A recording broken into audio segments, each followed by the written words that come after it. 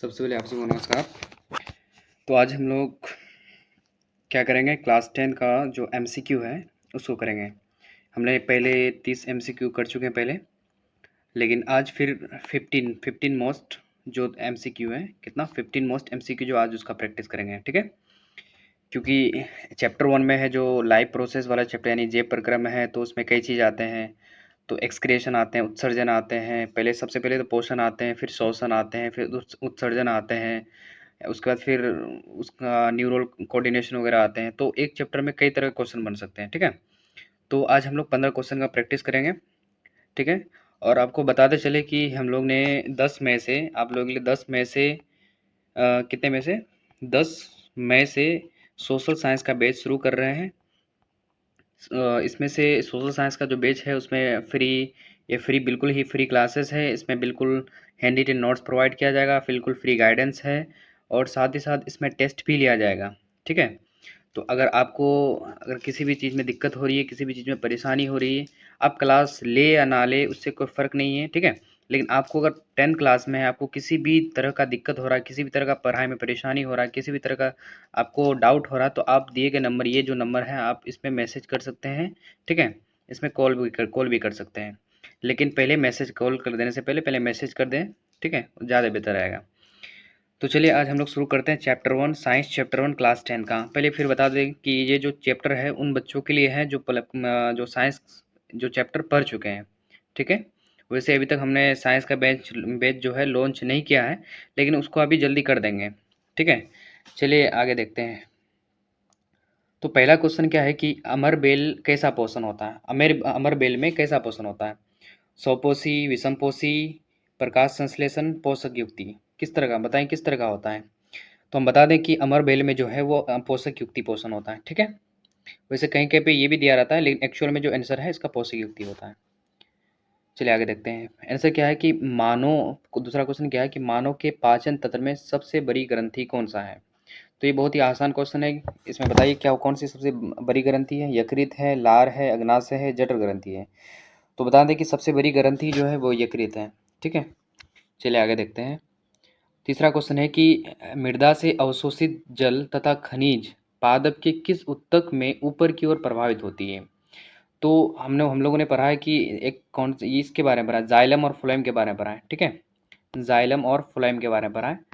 तो हमें बताना है कि इसमें और हम लोग जाइलम और फ्लोएम में अलग अलग कार्य होता है। जैसे जाइलम क्या करता है, जैसे जल तथा खनिज का परिवहन करता है। फ्लोएम क्या करता है, जो तुम्हारा भोज्य पदार्थ का परिवहन करता है। लेकिन जो जाइलम जो होता है वो बाई डायरेक्शनल होता है, और फ्लोएम जो होता है यूनी डायरेक्शनल होता है। यानी कि जाइलम जो होता है द्विदिशीय होता है। अगर हिंदी में बोले तो बाई डायरेक्शनल को द्विदिशीय बोलते हैं, यानी कि ये दोनों तरफ ये जो है सॉरी जाइलम जो होता है यूनी डायरेक्शनल होता है, और फ्लोएम जो होता है बाई डायरेक्शनल होता है। यानी कि जाइलम जो है वो सिर्फ एक ही तरफ जाता है, लेकिन फ्लोएम जो होता है वो दोनों तरफ जाता है, यानी ऊपर भी जाएगा नीचे भी जाएगा, लेकिन सिर्फ नीचे से ऊपर कौन जाएगा, वो जाइलम जाएगा। तो वही बोला है कि मृदा से अवशोषित जल तथा खनिज पादप के किस ऊतक द्वारा ऊपर की ओर प्रभावित होती है। एक तो यहाँ से हिंस होता है क्या है कि जाइलम और खनिज यानी कि जल तथा खनिज का परिवहन कौन करेगा, हमेशा जाइलम करता है। और एक ये भी है कि ये हमेशा ऊपर की ओर प्रभावित होगा, ये नीचे की ओर नहीं आएगा। तो इसका आंसर क्या हो जाएगा, जाइलम हो जाएगा, ठीक है। चलिए आगे देखते हैं। चौथा नंबर क्वेश्चन है कि एटीपी का पूरा नाम क्या है। एटीपी का पूरा नाम क्या, आप पढ़े होंगे कि जैसे एनर्जी रिलीज होता है तो एटीपी के फॉर्म में रिलीज होता है। तो एटीपी का पूरा नाम क्या है, तो इसका पूरा नाम है क्या, एडिनोसिन ट्राइफॉस्फेट, ठीक है। चलिए आगे देखते हैं। पांचवा नंबर क्वेश्चन है क्या कि हमारे शरीर में दिल के कितने कोष्ठक होते हैं, यानी कि हृदय के हार्ट के कितने कोष्ठक होते हैं। तो कितने होते हैं, 2, 4, 3, 1। तो इसका बता दें आंसर कि इसका कोष्ठक कितने होते हैं, 4 कोष्ठक होते हैं, ठीक है। चलिए आगे चलते हैं। छठा नंबर क्वेश्चन है कि क्लोरोफिल किस कोशिकांग में पाया जाता है। तो बताइए कि क्लोरोफिल किस कोशिका में पाया था। माइटोकॉन्ड्रिया में पाया था, केंद्रक में पाया था, हरित लवक में पाया था, या उपयुक्त सभी में पाया था। तो किस में पाया था, आपसे बता सकते हैं। तो चलिए इसका हम बता दें कि क्लोरोफिल जो है किस कोशिका में पाया था। क्लोरोफिल किस में पाया था, हरित लवक में पाया था, ठीक है। चलिए आगे चलते हैं। सातवां नंबर क्वेश्चन है कि अमाशय से क्षुद्रांश में भोजन का जाना किसके द्वारा नियंत्रित होता है। अब बताएं किसके द्वारा नियंत्रित होता है। यानी अमाशय से जो छोटी आंत में, यानी कि जो क्षुद्रांत में, यानी कि ये जो आंत में जब भोजन जाता है तो किसके द्वारा नियंत्रित होता है। तो किसके द्वारा नियंत्रित होता है, अवरोधनी पेशी द्वारा नियंत्रित होता है, ठीक है, चलिए आगे चलते हैं। आप कमेंट में बता सकते हैं कि अमाशय में कौन कौन सा एंजाइम पाए जाते हैं, ये आप बता सकते हैं, एक्स्ट्रा चीज़ है, आप कमेंट करके बता सकते हैं। ठीक है, चलिए आगे देखते हैं। 8 नंबर क्वेश्चन है कि अग्नाशय रस में निम्न में से कौन सा एंजाइम पाया जाता है। अग्नाशय रस में कौन सा एंजाइम पाया जाता है? एमाइलेज और लाइपेज, सुक्रोज और एमाइलेज, पेप्सिन और ट्रिप्सिन, ट्रिप्सिन और लाइपेज।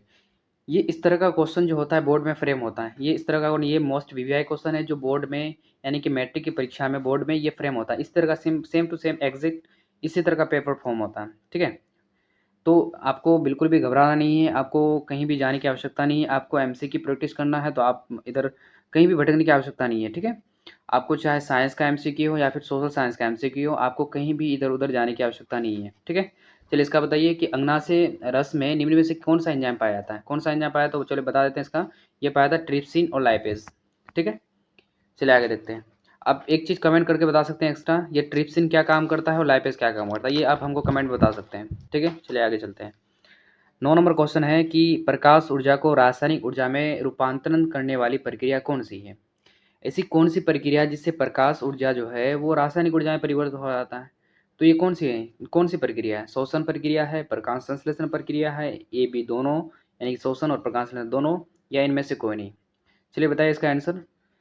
तो इसमें कहने का अर्थ ये है कि जो कौन ऐसा प्रक्रिया है जो प्रकाश संश्लेषण, जो इसका तो आंसर प्रकाश संश्लेषण होगा, तो मैं आंसर बता ही दिया है।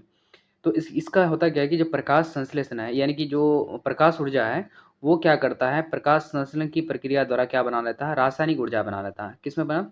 रासायनिक, यानी केमिकल एनर्जी में ट्रांसफर कर देता है। ठीक है, चलिए 10 नंबर क्वेश्चन देखते हैं।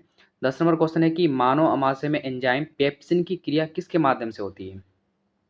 किसके माध्यम से होती है? एनओएच के माध्यम से, पितरस के माध्यम से, तनु हाइड्रोक्लोरिक अम्ल, या उपयुक्त सभी। तो जैसे हम अपने पहले अभी पूछे जैसे कि अमाशय में कौन कौन सा एंजाइम पाए जाते हैं, तो बता दें कि उसमें आप कमेंट कर बताएं इसको। और एक चीज़, एक इसमें पाया था अमाशय में एक एंजाइम पाया था, इसका नाम पेप्सिन।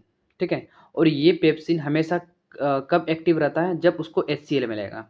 ठीक है, इसका आंसर क्या होगा? HCl। यानी कि पेप्सिन कब सक्रिय होता है? पहली बना ये क्या बनाता है, पहले पेप्सिनोजिन बनाता है। ठीक है, अमाशय में जो प्रोड्यूस होता है वो पेप्सिनोजिन होता है। और ये पेप्सिनोजिन जब इसको, पेप्सिनोजिन को जब हाइड्रोक्लोरिक अम्ल मिलता है, यानी कि इसको पेप्सिनोजिन, पेप्सिनोजिन प्लस हाइड्रोक्लोरिक अम्ल, यानी कि पेप्सिनोजिन की उपस्थिति में जब हाइड्रोक्लोरिक अम्ल की उपस्थिति में, यानी कि पेप्सिनोजिन की उपस्थिति में, किसकी उपस्थिति में? हाइड्रोक्लोरिक HCl की उपस्थिति में जब पेप्सिनोजिन रहेगा और उसका प्रेजेंस क्या रहेगा? हाइड्रोक्लोरिक अम्ल रहेगा। तो ये जो पेप्सिनोजिन होगा वो किस में बदल जाता है? वो पेप्सिन में बदल जाता है। किस में बदल जाता है? पेप्सिन में। और पेप्सिन का क्या काम है? प्रोटीन का पाचन करना। ठीक है, यानी कि ये पेप्सिन कब काम करेगा? जब उसको HCl मिलेगा। अगर उसको HCl नहीं मिलेगा तो वो पेप्सिन काम नहीं करेगा। ठीक है, और पेप्सिन का काम क्या होता है? प्रोटीन का पाचन करना होता है। ठीक है, चलिए आगे देखते हैं। क्वेश्चन नंबर 11 क्या कहता है कि हीमोग्लोबिन का क्या कार्य है। क्या कार्य है बताएं? शरीर में ऑक्सीजन का वहन, शरीर में कार्बन डाइऑक्साइड का वहन करना, ए और बी दोनों, या इनमें से कोई नहीं। चलिए इसका आंसर क्या होगा? ऑक्सीजन का वहन करना। ठीक है, हम हीमोग्लोबिन का क्या कार्य? ऑक्सीजन का वहन करता है। चलिए आगे देखते हैं। 12 नंबर क्वेश्चन है कि निम्न में से कौन सा आवश्यक प्रोटीन संश्लेषण में क्या आता है। यानी कि इसका ऑप्शन है जैसे carbon, sulphur, potassium, nitrogen.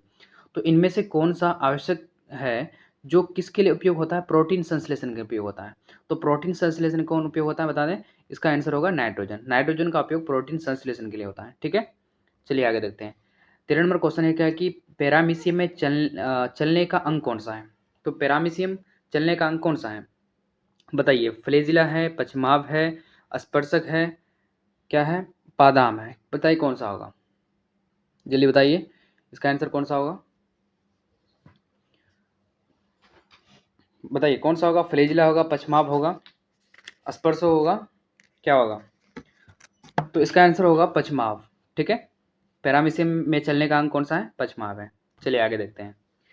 14 number question क्या कहा गया है कि निम्नलिखित में से कौन कौन सा 3 कार्बन अणु है। तो ये कौन सा 3 कार्बन है? लैक्टिक अम्ल है, पायरुवेट है, ए बी दोनों है, इथेनॉल है। चलिए बताइए इसका कौन सा आंसर होगा। तो इसका जो आंसर होगा ये ए बी दोनों होगा, यानी कि दोनों लैक्टिक अम्ल और पायरुवेट दोनों 3 कार्बन वाला अणु है। ठीक है, चलिए लास्ट क्वेश्चन और 15वां क्वेश्चन देखते हैं। लास्ट क्वेश्चन क्या है कि निम्नलिखित में कौन सा एंजाइम अम्लीय वातावरण में काम करता है। ये क्वेश्चन एग्जैक्ट जो पहले मैंने कराया है वो एग्जैक्ट वही है। ये अम्लीय वातावरण जैसे HCl क्या होता है, HCl क्या होता है, अम्ल होता है। HCl क्या होता है, अम्ल होता है। तो ये HCl के ऊपर उपस्थिति में जैसे बताया कि HCl की उपस्थिति में कौन सा एंजाइम काम करता है, तो HCl की उपस्थिति में कौन सा, पेप्सिन काम करता है। तो HCl तो अम्ल हुआ ना, तो उसी तरह यानी कि अम्लीय उपस्थिति में कौन काम करेगा, पेप्सिन काम करेगा।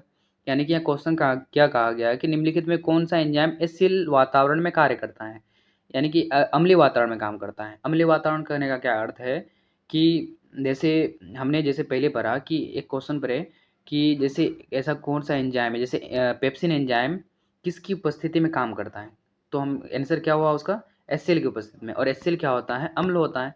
अब वही इसको क्वेश्चन को थोड़ा पलट दिया है कि हम कौन सा एंजाइम जो अम्ल की उपस्थिति में अम्लीय वातावरण में कार्य करता है, तो इसका आंसर क्या हो जाएगा, पेप्सिन हो जाएगा।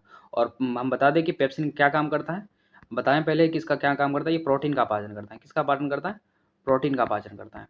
ठीक है, आज का ये 15 क्वेश्चन हो गया। फिर देखेंगे फिर अगले फिर एक दो में इसका और एक शायद आई थिंक इसका और एक वीडियो आएगा चैप्टर 1 के लिए।